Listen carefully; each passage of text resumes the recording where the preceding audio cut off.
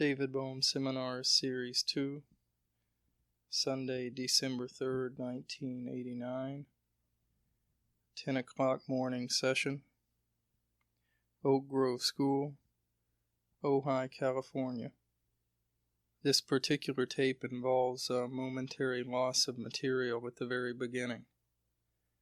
To summarize this loss, Dr. Bohm began the morning by picking up the thread of the previous evening's discussion on the nature of impulse. The tape begins in the midst of this topic, focusing on the elements involved in an infant's impulse to touch or not to touch fire. It would be like his name, so he wouldn't have to think. He would see a bright object. Now, one of these might be a fire he'd never seen before. He'd reach and burn himself. Now, then there would be the memory both of pleasure and pain. The pleasure of bright objects and the pain. So the next time he starts reaching, the pleasure makes him reach is the impulse to reach, right? The anticipated pleasure. And the pain is the impulse to stop. So he's sort of balanced. He's suspending it, right? And now that might cause the whole impulse to turn back into the memory. The impulse to act is turned to the impulse to search the memory, right? For a solution to this, right? So he may search the memory and find out a memory that the fire was pleasant when he wasn't too close and painful when it was closer. Therefore, he finds a solution, right? And then the next action is to move a reasonable distance from the fire, right? Not get too close, huh? You see? So you can see that something pleasurable is an impulse to act. Something painful may be an impulse to stop, right? But it may be an impulse to turn around. And see, we call thought reflection, which means turning around, right? We reflect the impulse to act outwardly into an impulse to turn inward to search the memory. That comes out again. If it's not satisfactory, it goes right back in again. It keeps reflecting, right? You see, so therefore, you can see that thought, that suggests, anyway, pretty convincingly, that thought goes by some sort of impulse to search the memory. That's elementary thought anyway, right? Now, it may also contain an impulse to ask a question or to do other things, to watch for incoherence. Could we say that thought has the impulse to stimulate the intellect? Well, that's what it does. By going, the first impulse is to search the memory. That's the beginning of the stimulation of the intellect, right? Now, if the memory doesn't have an answer, then it must have an impulse to do something else, right? Let's say to think in a more creative way, right? Now, what we're doing is we're trying to see this impulse in action, right? Yeah. Now, one of the mistakes or thing might need to be examined is, does thought end in our body? Is there a larger thought in the group? Well, look, see, if we start talking about it together, it goes out and comes back, right? It's still the same thought, right? So if we only searched within our body for this impulse, we might also be missing a lot. Yeah, well, for example, if I ask you a question, the impulse has come from me, right, in the first instance. And then you may not even have time to think, but you answer, you see, which means you develop an impulse from what I say, right, the memory responds so fast, you see, you hardly can notice it as an impulse. Huh? So the idea that this impulse might even be something that I'm doing, I mean, I keep thinking, I was trying to particularize it as a little spot, like a button that was being pushed or something, and now I'm seeing it as this, that there isn't, it's this big, huge movement. Yes, it gives rise to an impulse, and as Eccles showed, for example, you may have an intention to do something, but electrical activity is going on in the brain before you actually know that intention, right? And that gathers from heaven knows where, you see, but part of it may gather from the memory or from what somebody said, or well, it reacts from a bunch of different. Yeah. And you see, so that begins to show that the process See, this picture that I decide everything that's going to happen is not right. That seems to be the error. Yeah. That I'm looking for that place in me that's deciding. Yes, but it's going on, you see. It's an ongoing process. And so you have all these impulses, and you can begin to watch them, you see, to say, or even bring them up. Say, you see, if you go into anger, for example, and stir up the words that make you angry, the feeling you get in the solar plexus or the chest or wherever it is in effect an impulse to keep on thinking those thoughts, right? So you have that cause becomes effect, and effect becomes cause, right? You can't make a linear chain of cause and effect. So you can't say, let's find the cause and get rid of the effect, right? Because the effect is already also the cause, right? It's so we need another approach, right? You see that somehow you have to approach cause and effect together, right? It's more like a net. Yes. A web. In which a vibration, one part of the web vibrates through the whole web. Yes, it all goes together. So cause becomes effect, effect becomes cause. It all gets set up as a constant process, in which they're sort of opposed to each other, or balancing each other or something. And in that constant process, you see, we don't have to go back to the past. You see, I'm saying another mistake you could make is I've got to find the cause in an impulse I had in the past, right? You'll never find that because it's gone. But there's an impulse right now, because this is a continuing process. Cause and effect are together in a continuing process. So the impulse is present, right? Like two symbols, when you clap them together, you can call one cause and one Yeah. effect, but it's the noise that really is Yeah. the thing. Yes, well, there are two sides. One's called cause and the effect, and you can turn them around, right? Is there a way of drawing a picture or defining what an impulse is? I mean, is it a physiological occurrence or is it a mental occurrence? Well, it's a kind of a feeling you get that makes you want to do something, you see. But Now, is that- sometimes you can catch it, right? Right. But it is a feeling then. It's something that's... It's an urge. Another word for it is urge, right? Yeah, so it's more mental than physical in the Yeah, there's the word urge, impulse. The word impulse is the word impel, right? Pushing you. Now, I would like to discuss, we discussed thought and thinking and thought, feeling and felt. Thinkings and thoughts, feelings and felts. I could introduce two words, instead of the word impulse, just for thinking about them, the word impellings and impelleds. There's an impelling that goes on, from the fresh perception. There are all the impels in your memory which work, right? Right. You see, but it's hard to distinguish them, you see. So you may take an impelled and judge it to be an impelling, right? You say, we even use the word, this is an impelling reason, right? So suppose you have an impelling reason to do something, then it suggests that out of that impelling reason arises an impulse that is impelling you, pushing you, right? You get a feeling of being pushed, of being urged, or even a drive, right? These are different words for this same sort of thing.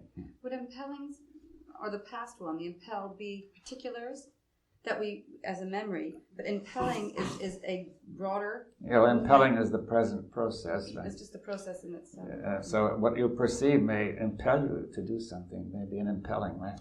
But it may be that it evokes an impelled, right? Right. Conditioning doesn't come in until after the impulse. Well, the impelled may be part of the conditioning. You see, if you're programmed with an impelled, then when something happens, it jumps up and you're pushed, right? You have a compulsive urge. That's the same root. To compel and impel are the same thing, right? But I thought you said that it had nothing to do with the past. What? Well, I'm saying that you don't have to go back to the original impulse to understand this, because it's constantly being recreated, right? What is the original? The what? The what? The original, impulse? Well, we don't know. I mean, it's been Oh, going I on see. for ages, you know. It's Until over one time, leads right. to another, you know. It's like a stream, right? It's just going on, you see. And now, the point is then that this process, you can see, is self-generated. It goes on by itself, right? But it comes out of our conditioning, And it also adds to it. and it adds to it. Every time it goes into the memory, you add some more, right? So every time there's an impelled, Mm-hmm. you create more conditioning. You add more to Yes. that layer that we're stuck in. Yeah.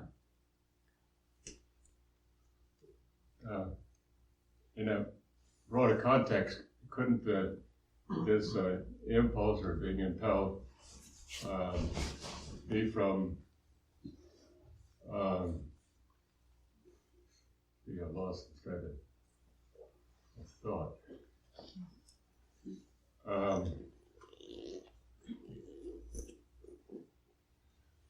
Well, like a servo system that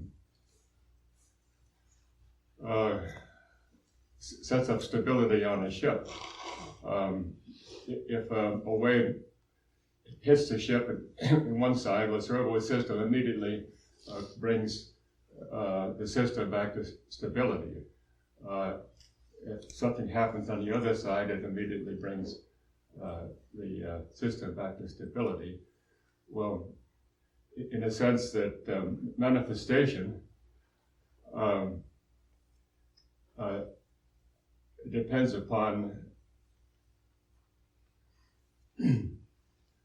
I've lost the thread of what I was saying. The very basis of existence, which is manifestation, depends upon our ability to detect changes in an environment. Like if I look over and that speaker isn't there, well, immediately I see that something's wrong, or something I don't understand. I look around and God's in his heaven and it's all right with the world. The trees are there and the sunshine and the continuity of activity is what I expect to happen. And I project into the future how we're going to end the meeting and I'm going back home. Everything has a continuity. Well, if something happens in this continuity, which is not expected, not in the program, so to speak, that brings in a shock. Mm-hmm. So if there's a noise, then what is that noise? Because there's a constant desire to maintain this continuity. So in a sense, we create the world every second by this constant desire to survive. I mean, it's a desire to survive as an individual. If I don't create this context, this continuity, then I don't survive. So this, in a sense, I've got to, not I, but yes, I, this entity, which is me, has to create me by this constant activity, tremendous expenditure of energy to maintain this image, so to speak. Yeah. So the whole thing is happening a million sensory perceptions a moment, and each one has to be resolved in terms of this survival. Does that make any sense? Well, that's something that we can come to discuss, you know, when we discuss the ego or the self. You see, but see, this we're discussing is the thought process which underlies that. You see that what I mean by thought is not just the intellect, remember, but all the rest. And that there's a whole process going on which may get involved in the urge to survive, you see. There is an impulse to survive, we call it the survival instinct, but then thought takes that up, right? And begins to expand it and makes all sorts of things survive which have nothing to do with your real survival, right? I think he's talking about the survival of the ego. That's right, that's what I mean. But it begins with the impulse to survive physically, which you could say is built into us. Well, not necessarily physically. It's this image, self-image, Yeah. which is to survive. The physical structure Yeah, is independent of this desire to maintain. Like I'm trying to be, in a sense, intelligent, and I've got to put on a show which maintains, in my opinion, what I think of myself. And I don't want to make a fool of myself. I want to maintain what I think I should be. Mm-hmm. I mean, I have a whole criteria for being me, which is part of the world. yes, it comes from the society, right? It's a constant defense and offense. I've got to maintain my divinity, so to speak. You've got to keep your distance from me.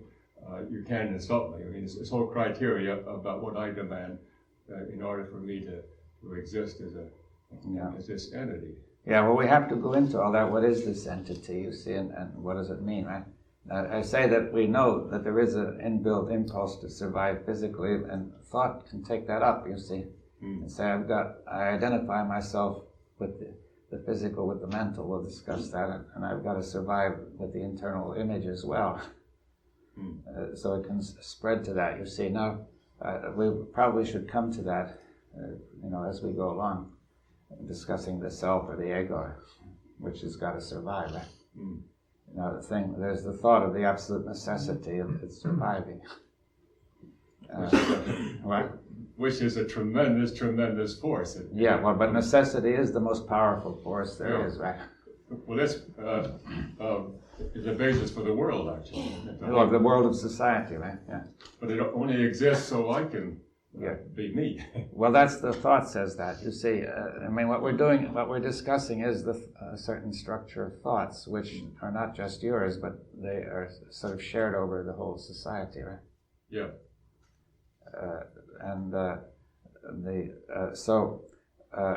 We have all that, but you see, all those thoughts contain impulses or impels, right? Very compulsive impels, right?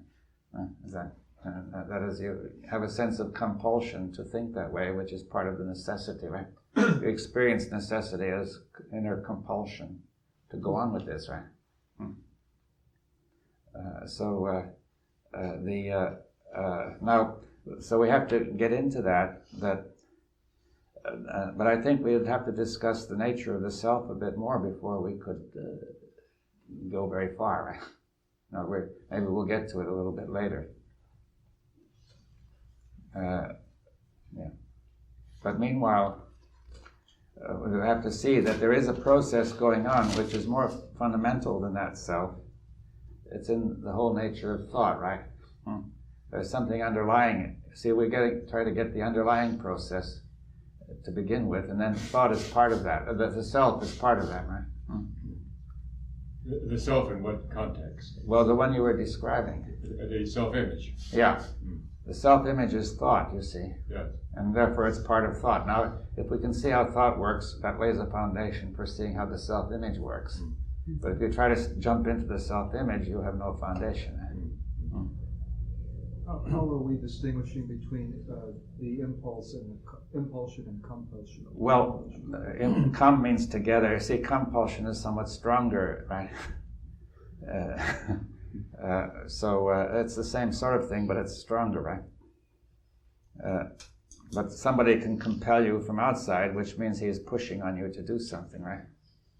But he really is trying to drive you from inside as well. That is, the compulsion is exerted inwardly by getting you to do it, right? So he's trying to take control of your impulse in a way. But you also have compulsive urges of your own, which can take control of the others, or take priority, right? So that is one of the means of which necessity works, right? That it's the sense of not yielding, right? The compulsion. See, a strong impelled or compulsion means don't yield.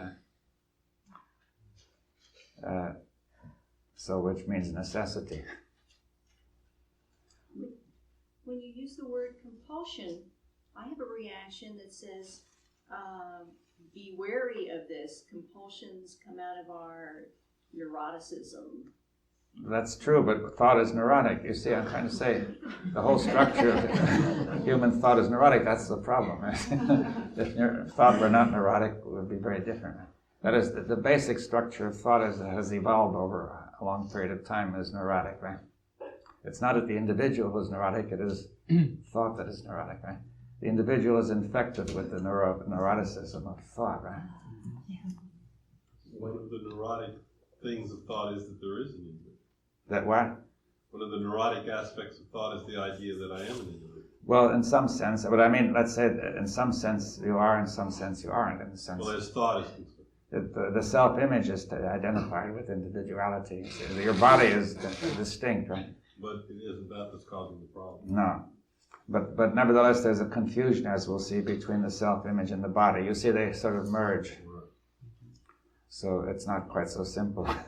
If this thought we're talking about is a very large thought that I just happen to be a part of, it's not my thought. It's anybody. It's the whole general thought. You see, Right. it's a kind of, it's like viruses circulating around, you see, which may infect anybody.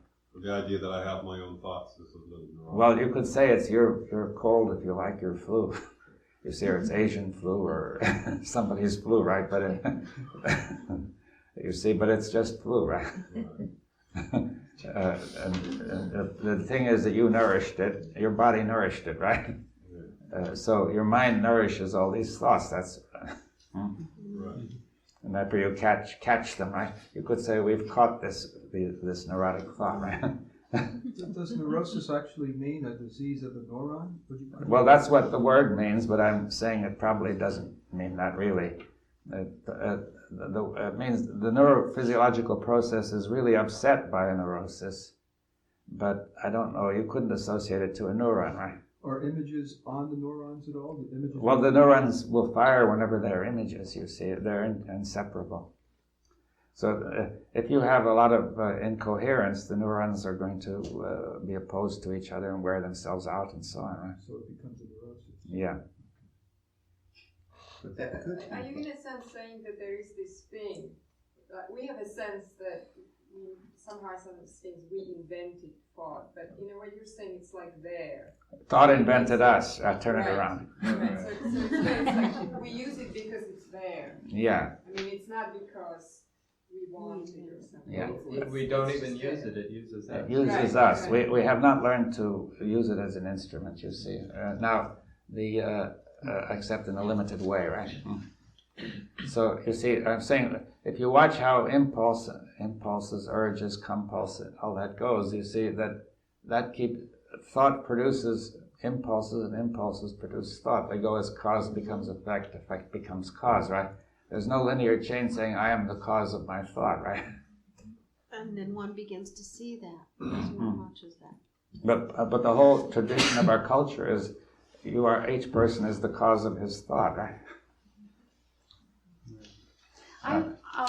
The word impulse and compulsion confuse me. Are we suggesting that impulse in and of itself is destructive? No, you can't live Okay. without it, right? Okay, and compulsion, is that being suggested? Well, that destructive? could be more dangerous, right? Destructive. Yeah, Okay. it usually has some irrational element in it, right? Yeah. So impulse in and of itself may be fine. Yeah. It's what happens without our being sensitive to it or whatever. It gets carried away into the intellect. Is that Yes. Well, also thought has a wrong idea of how it works by saying that impulses are me, and I am the cause of the whole thing, right? Mm-hmm. I choose my impulses. I choose my thoughts. I choose it all, right? Yeah. Now that is a wrong theory of the whole thing, right? Yeah. Now when thought has a wrong theory about how it works, that makes thought work wrongly. Yeah. Even a good bit of our conditioning is not a problem in itself. It's our not being aware of it. Yes, the conditioning we have to have, you see. Some of it, right? You see, like when you learn to walk or drive a car, there's a great deal of conditioning, the language, right? But there is irrational, incoherent conditioning, right?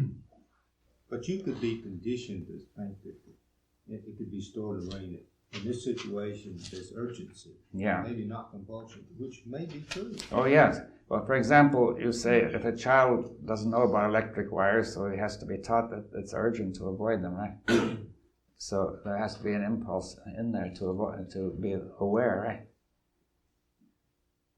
You see, so we need this conditioning and so on, but the question is, it isn't working coherently. The compulsion has an added aspect to it. It's as if there was a feeling that there was something lacking and I have to do this in order to set things right. And that's sort of just a little bit too much. Yes, it's violent in a way. You see, compulsion has violence in it, right? An undue use of force, right? Yeah.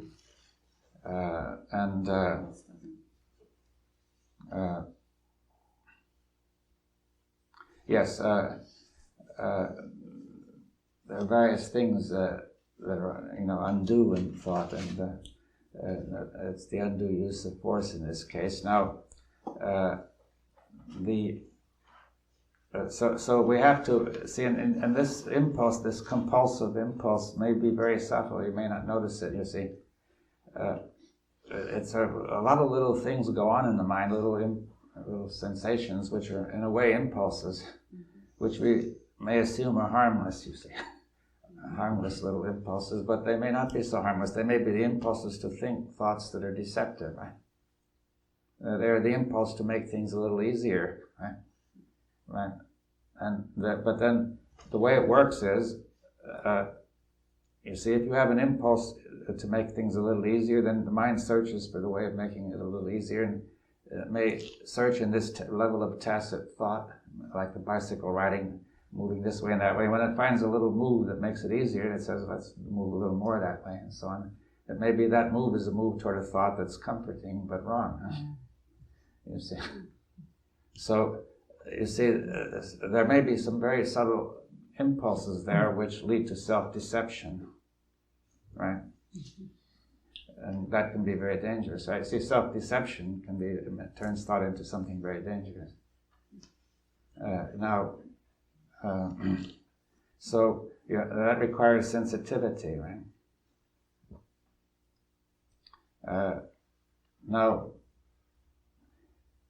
So you have these impulses, and see, there's the move. See, at a certain neurophysiological level, instinctively, there's the move toward whatever is pleasurable and away from what is painful. Now, this is common to the animal level, and at the animal level, it works fairly well. Now, but then thought takes that up, right? Now, the difficulty is thought can produce felts of pleasure and pain, right, from the memory.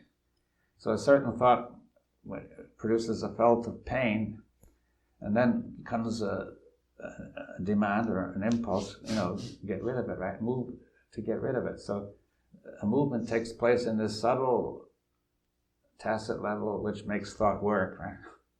To find the move that decreases the pain. So it moves to a comforting thought, right? So thought creates the problem of pain and then moves to remove it makes another move to get rid of it, but the two moves don't cancel each other. They add up to self-deception, right? These are the impulses that really need to be seen, not so much the body ones, but these ones where thought starts getting itself moving in a kind of self-deceptive action. I have this problem, I'm going to solve this problem. That sounds to me like a kind of definition of neurosis. Yeah. See, that's the beginning of the whole neurotic structure. You see, that the move toward, Freud called it the pleasure-pain principle. You see, the basic principle at the animal level is pleasure-pain, right? Toward pleasure, away from pain, right? At the tacit movement level. And then with thought, that gets into trouble, right? Because thought can produce felts of pleasure and pain, you see. If you move and have a toothache and you move to reduce it in some way, that may make sense. Or, if your body is uncomfortable and you move to make it comfortable. But if let's say I've been hurt, I have pain, and I move to get rid of it. I say, well, I'll never be hurt again that way, or I'll never see that person. Or, I'll think thoughts about him saying he's wrong, all sorts of thoughts. I'll get even with him. Revenge is sweet. The sweet thought of revenge removes the pain, right? But then it means you're in trouble, because if you start, that leads you on to some very dangerous actions. So if you don't act, you're frustrated. Huh? So now, see, thought introduces the pain of frustration, saying, I ought to be taking revenge and I haven't had a chance. Or else I shouldn't be taking revenge, but I want to.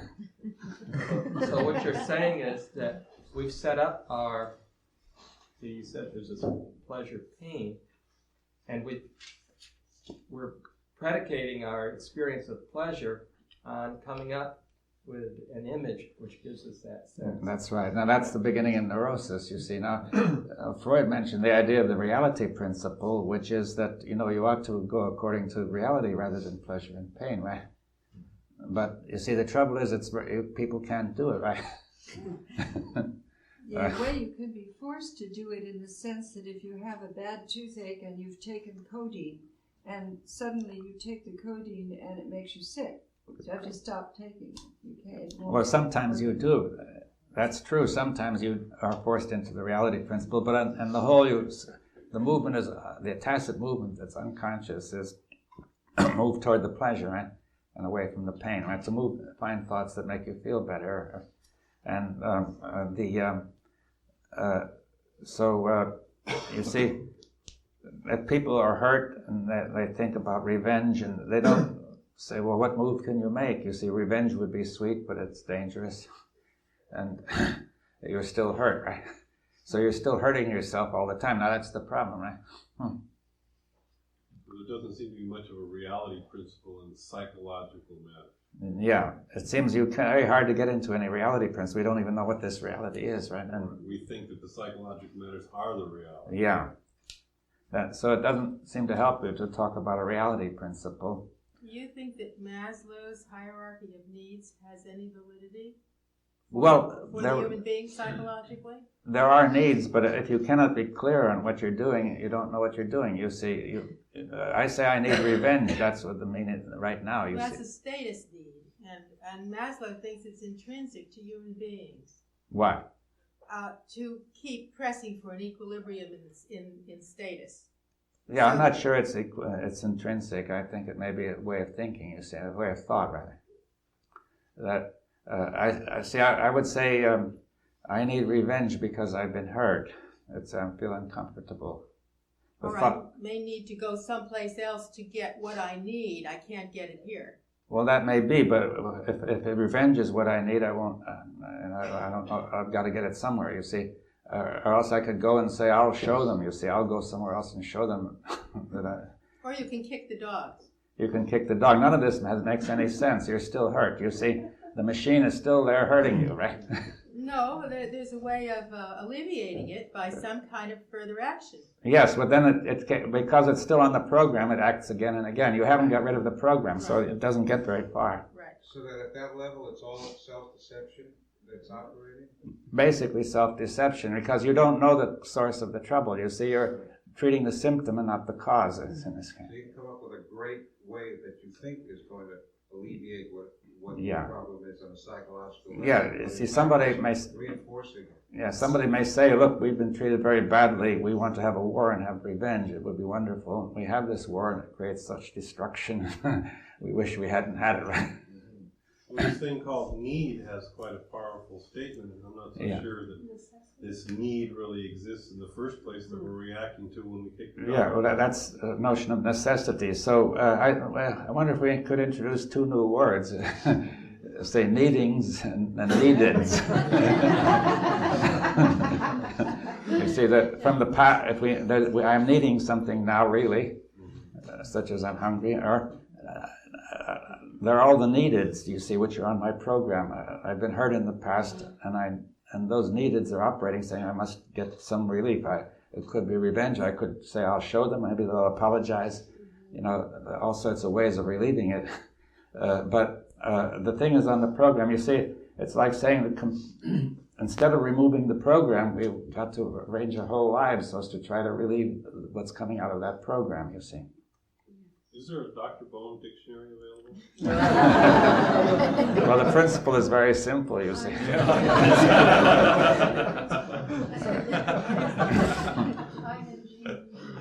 You had ing or ed, right? You see that's a fundamental distinction. Is it something in the now, or is it from the past, right?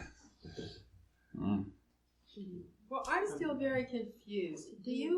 What is the ground of the human being? Are there intrinsic needs? You seem to say only the need to eat and sleep. No, well, there's more than that. I can't figure out which mores you have. Yes, well, I think it'd be hard to define them, but people need order, they need coherence, they need beauty, they need friendship and love, they need various things, you see, but they don't need revenge, you see. Not really. I think it's on the program, you see, that they need it like they need a hole in the head, as they say. That if you're hurt, it's not a genuine need. It's like the computer is telling you need something, right? When you're hurt, I think it comes out of a need for order, and that it's not that you want revenge, but you need to put back in order. And this is a small order, a psychological order.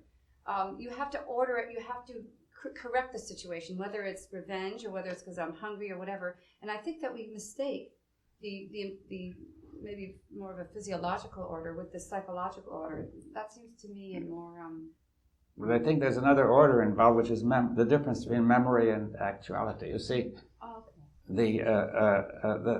something has happened in the past which has left a program which works and stirs up the nerves and makes you feel uncomfortable. And you want to seek order, so you'll That's go right. But you're going about it the wrong way. The wrong way. Yes. But if you see that you are in a state of needing order, yes, then that's right. Okay.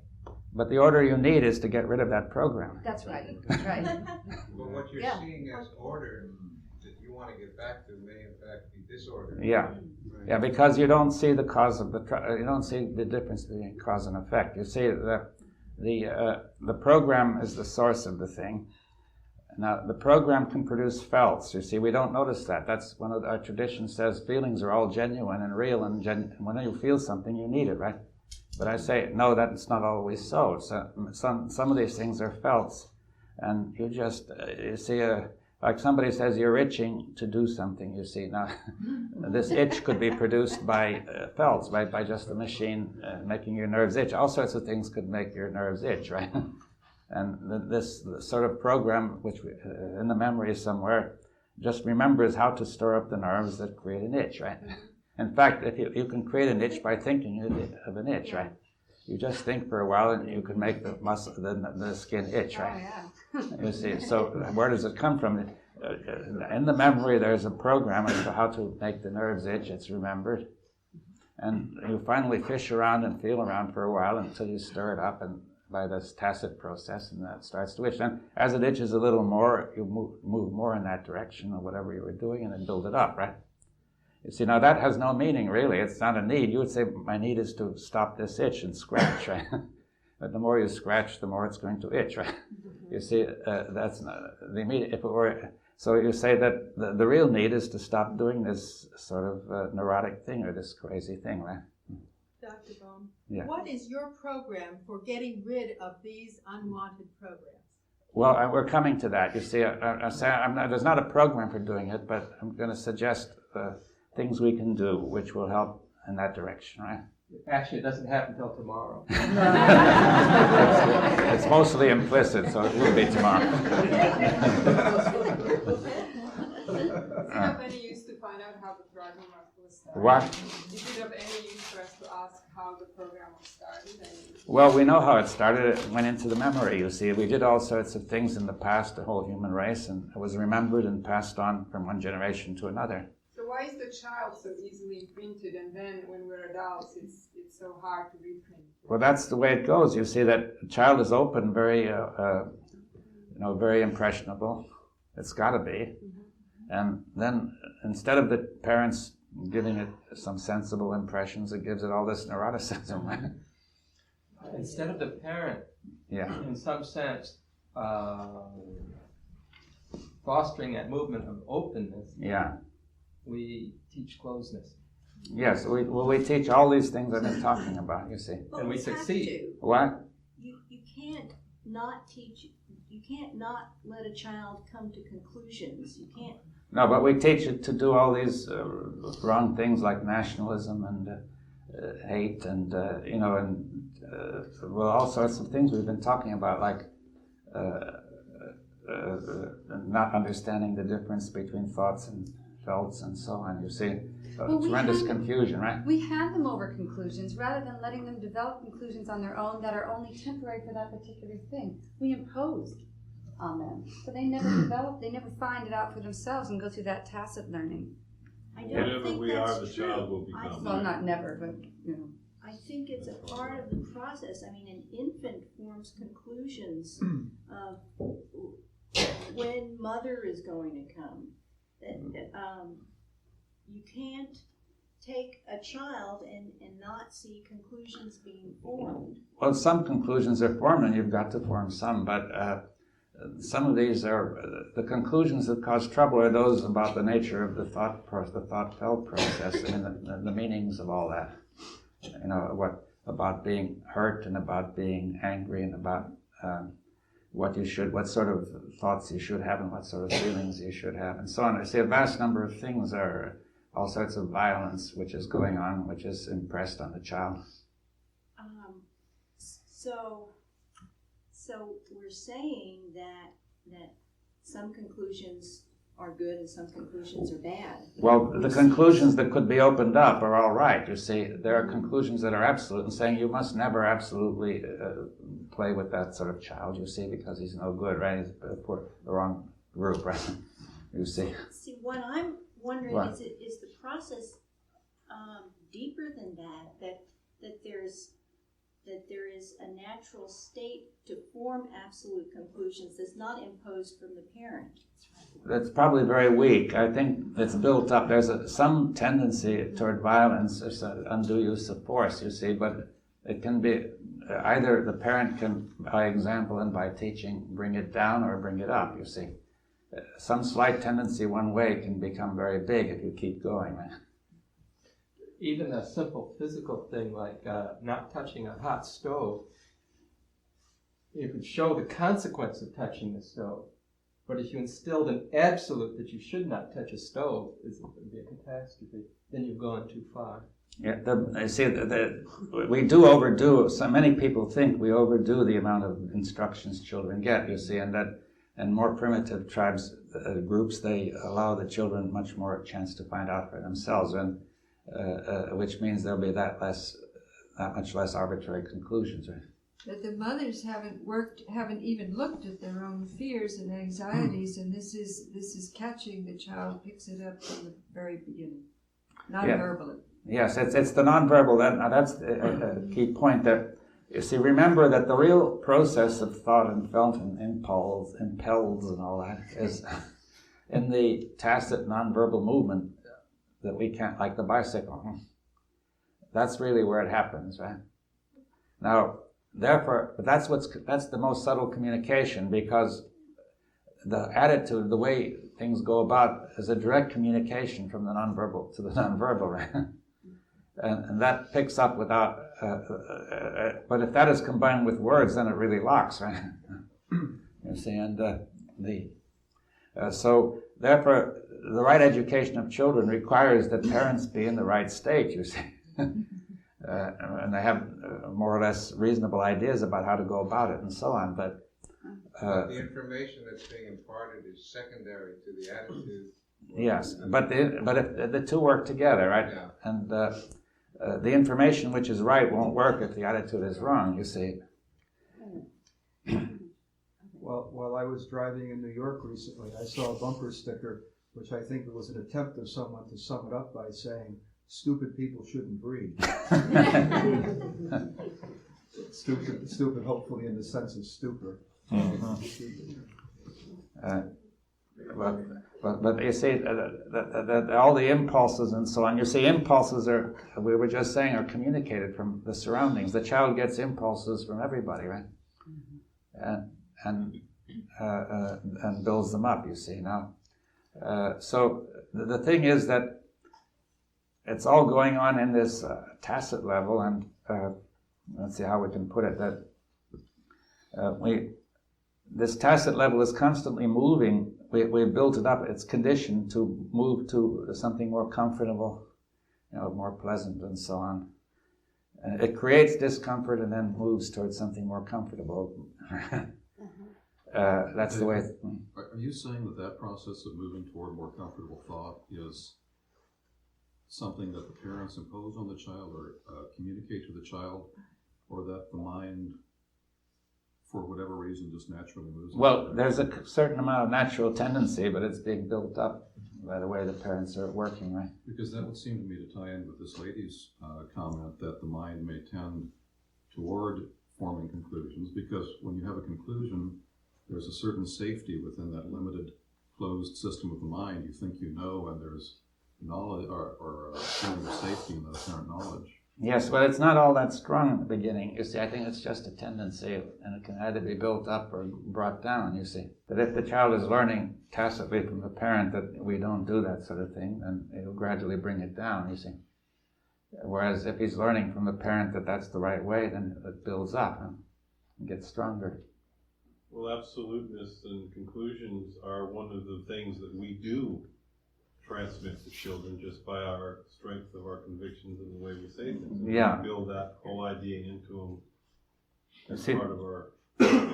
See, the tendency to move toward comfort, as I said, is meaningful at the physical level, but with thought it is generally not meaningful, because thought itself makes the discomfort and then moves toward comfort, you see, by introducing self-deception. Now, therefore, the right way would be for thought to stop making you uncomfortable, you see.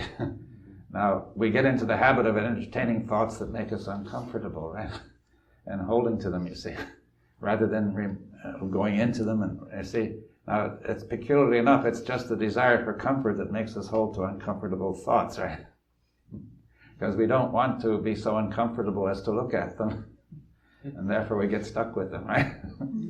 Or the fear of losing them. Yes, well, but generally speaking, we don't want to be, if we have a thought that we suspect is going to make us feel bad, the automatic movement makes us move away from that before we look at it, right? So there may be nothing to it at all, but we have already assumed that it's going to be very bad anyway. And therefore we are stuck it there, right? Well, now when you say not look at it, look at what? Well, just be aware, be cognizant of what this thought is and how it's affecting the felts and all that, you see. Okay, so it's not so much in an analysis of thought, no, rather an experiencing of that. I think that would be spontaneous, you see, I think there is a spontaneous proprioception of thought, very, very subtle, but it is being destroyed, right? Yeah. And you would say, okay, there's a thought that might builds up an image that's frightening or uncomfortable, and then you say, no, I mustn't think of that, right? Or you don't even think that, you start moving away, you see. So you can't keep your mind on it, right? If you try to put your mind on it, it moves away, you say it jumps, attention goes to something else, or you forget, constantly forgetting, right? Constantly getting senses of anesthesia and dullness, right? Right? The brain is producing all that to prevent you from getting into that thought, right? Because the brain is trying to protect you from what it regards as something very bad, right? That could also In some happen on a sense. communal Right. level. That could also happen on a societal level. Yeah. I once heard the term psychic numbing used with respect to, say, the nuclear situation. Yes, it gets numb, it gets, or else it gets very excited about something else instead. It darts, it jumps, and it forgets. In some sense, we're deeply immersed in that process right now, probably. In that, if I believe in our words, what we're saying, if I believe in this thinking as something tangible that's going to make things all right, I'm present here trying very hard to understand these words and put them together in a way that then will allow me to relax. And that very movement of trying to take hold of these words in this way is what is the stress. It stands in the way of something opening up. Yeah, you see, it could be said that if we could just listen to the words without stress, then it would work, because these words would then convey a meaning, and it would be sensed if it's right, okay.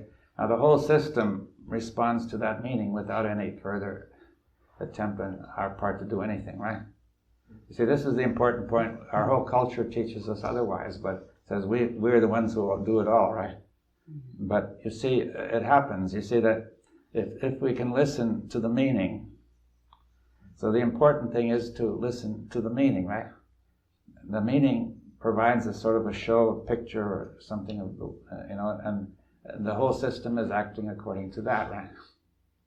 And if you find it's incoherent, you have to what? How can we get coherence if we don't find out whether your meaning coincides with what we presume the meaning is in our heads?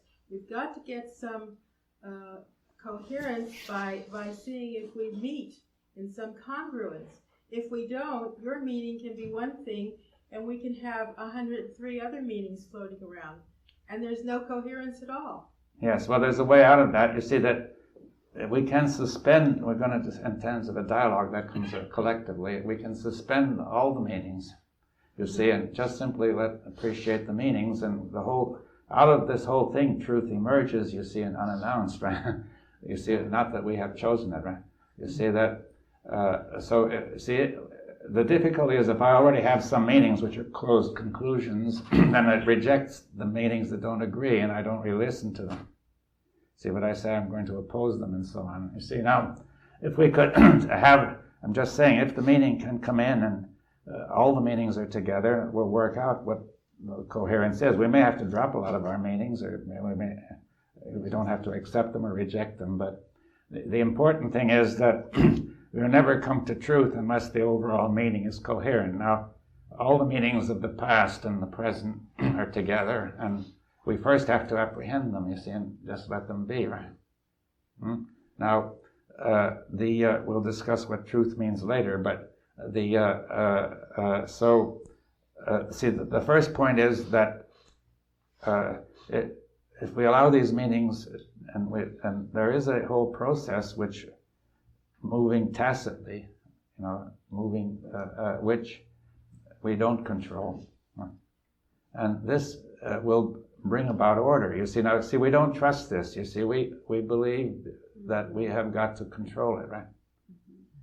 Now, it's very firmly implanted in us. You see, parents have done it, everybody has done it, right? So, I'm just saying this now for you to consider. Don't accept it or reject it.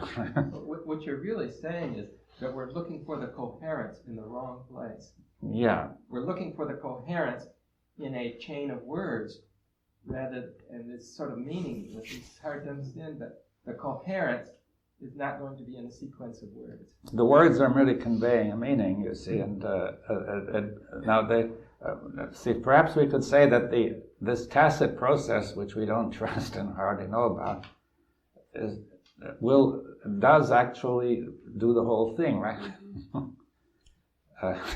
But we have a picture in which we say it's being done in another way, right? Is it that we tend to think linearly, and which would involve time? That this is just like riding a bicycle is not a linear process. And we tend to think that way. No, but it's not linear even as cause and effect, because it's cause becomes effect and effect becomes cause, and you can't keep track of that chain, right? And, there is a process going on which is able to handle this, but we don't believe it, right? See, when you suggest that we find this in this tacit meaning, it's like you've stood me on the edge of a cliff and you've taken away what I've always used to find meaning, and it's a very threatening suggestion. Well, yes. The other day when we were talking about meaning, you had several words, one of which was significance. Yes. Significance, and you pointed out, means like a sign pointing towards something. It seems that very often when we use the word meaning, we're talking about something extrinsic to the thing itself. You've been told the meaning of money is this, the meaning of a title and a position and a good job is that you're a good person and so forth. The meaning is something which is in effect a conclusion which thought has attached to a situation, an event, whatever.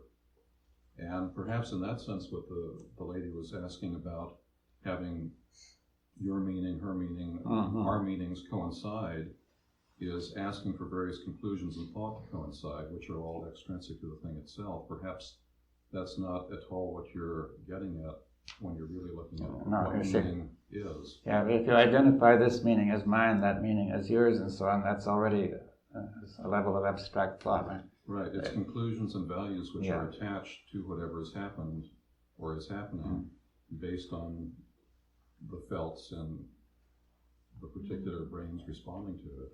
You see, all the meanings are there together. The minute anybody says something, it's your thought, your meaning. It's added to all the other meanings. Even if you say it's mine, it's still yours, you see. The same as if you get my flu bugs, they're yours, really, once you got them. They're not mine anymore at all, right? You see, so you could say these flu bugs you got are not compatible with some other things you've got in there. And it has to be all worked out inside by the immune system, right? So are we discussing the difference between symbolic meanings and the chance that there may be, or there already is, or we wouldn't be able to communicate and even be in this room together, that we hold a tremendous amount of what you might call tacit meanings, which even those arise from an even deeper meaning that we may not know. Yeah, the meaning is basically tacit, and what we can say explicitly is only a very small part of it, you see. Most of those are symbolic. Yeah, the words are symbols standing in for something, right? Which gets back to your saying significance is a sign. It's representing or pointing towards something. Yeah. Well, I'm still confused in this dialogue. Are you saying that if we listen to your words, there's some automatic way that your words will be accepted in No, not just my words. You see, listen to anybody. See, when we come to the idea of dialogue, which we'll come to, everybody's words are on the same base. We have to listen to them all and see what they mean, right? Well, you just said see what they mean, but earlier you said you don't have to see what they mean. Well, what I meant. I don't understand how one learns without seeing what something means. Yes, but you don't actually do anything to see what it means. You don't? Not any conscious willed action. You see, seeing what it means is a natural action. Only if you have some background. A child of 4 could not begin to see what it means because it doesn't have enough background to make any coherence out of it. Yes, well, you have the background. We have the common language, you see. We know the meaning of the language, and from there on, we can see the meaning. Now, if we lack background, we can discuss and find out where we lack it, right? But see, the first thing is to see, let the process work to see what it means. And if you find it's puzzling, you can ask a question and so on, you see, to build it, to go further, right? Seeing the point I wanted to make is seeing what it means is not an action done by an entity called me, right? But it's the natural process of the whole system. Well, without background, the system's not going to But the system contains background. You see, that's part of the system. But you call it a system, and you don't want to use the word self. But there certainly is a built-up background of identity. I don't care what you call it. Well, we'll discuss that, what it means later, you see. But the background contains some information that you need to understand, right? We'll assume that most of that is there. We understand the language and a great many things in common. If some of it is missing, we have to communicate about it, right? Is the background the conditioning, which is not necessarily bad? Yeah, the conditioning is all sorts of things. Much of it is necessary, and some of it may be cause of confusion and so on. So, let me ask you a question. It seems like instead of, what is it that you think is missing or you would like to present to the group? It seems like instead of, I would like to hear what you have to say about this meaning thing, or are you just, because I don't get what you're trying to say when you ask me what he means. From what I have in my background learned about learning, it's almost impossible to hear words and put meaning to them that you can store for further use without having all kinds of things happening in the brain, connections, and you mean it's almost impossible not to do? No, it's impossible to do it without some background. if you start with the baby can't do it. Well, it has a little background that gets it started on. Right, and we keep building up. Now, if I can't, sometimes, as Dr. Bohm said, there's injury to the brain, and memory does not take place. Therefore, meaning does not come in. But the baby does do it by virtue of the fact that it has the capacity to learn. Little by little. No. I don't understand what you're Capacity still to learn. trying to say. The capacity to learn is inherent there. It doesn't have to learn how to learn. I was trying to understand Dr. Bohm's specific words about you can just listen and get the meaning. Yes, as far as naturally, if you don't know the language, you won't get it, right? There are some other things you've got to know to get it, right? We share. We share most of that in common. I don't think that we lack a common basis for talking about these things. You see, I think we have a good enough basis. If I sat down with a Kalahari Bushman and watched the sunset, without words, there's a shared meaning. Yes. Without knowing the language, there's a shared meaning. I recall the exchange in the Campbell-Moyers dialogues where it came up about the search for the meaning of life. And this idea of the search. And Campbell suggested that it was an illusory search, the search for the meaning of life, that the meaning was in the living of life. Yes. And that's a process as I envision it or feel it, that's beyond thinking or thought. Yes, well, I'm glad you brought that up. I think it's a key point that a very large part of the meaning is not that accumulation, but it is something more fundamental, this tacit process I'm talking about, which we really share. And we share from our very nature, you see, our constitution. We even share it with animals to a considerable extent. And a great deal of it is shared. And a great deal of the most fundamental things can be shared with very little. We need the language, of course, and so on, but without a tremendous background, because the thing we have to share is just not the background. You see, the main thing we have to share is not the background, but what is beyond that background, that which is fresh and new, and which I hope we'll come to a more extensive discussion as we go along. So what the question here is the difference between meanings and myths. Well, one last thing. For instance, if you wanted to discuss your theories of physics or astrophysics with us. We couldn't do it, no. You couldn't do it, right? No, I agree on that. Okay. Yes, but I think that if we want to discuss the sort of thing I'm talking about, we can, because we know enough, we have a common language in that area, and we have some common experience enough for that purpose, and the thing we want to discuss is beyond all that, you see. That's where my problem is. I don't think we have that much of a common background. Well, for discussing what you want to discuss. Well, let's leave the question open then, and see how we can go, right? Why don't we be personal then, and bring it back to the individual and say, I don't have enough background to discuss this. Well, any person may say that for himself or herself, and that's all right. You see, I think maybe in the next hour we should discuss the question of dialogue, because we've sort of come to that now, you see, in a natural way. Could I suggest one more point before we go? Going back to the impulse. Yeah. You would discuss the ones that arouse pain. Yeah. How about the impulse to pleasure? That seems to me a different type of... Well, that can be equally difficult, because the memory of pleasure is the desire to have it again. And since it often can't be repeated in that way, then there will be something painful felt of not getting that pleasure. And it starts the whole thing going again, right? David, is there something going on here where we share something and that is fundamental, and we don't have to generate some observer to see if it's okay? Yes, that's what I'm suggesting. And in the afternoon, I will discuss the whole question of the observer and the observed, and so on, you see, which is part of the whole question, right? But I think we should go to the question of, it seems reasonable at this point to go to the question of dialogue, because that's part of the whole process of how we could share meaning.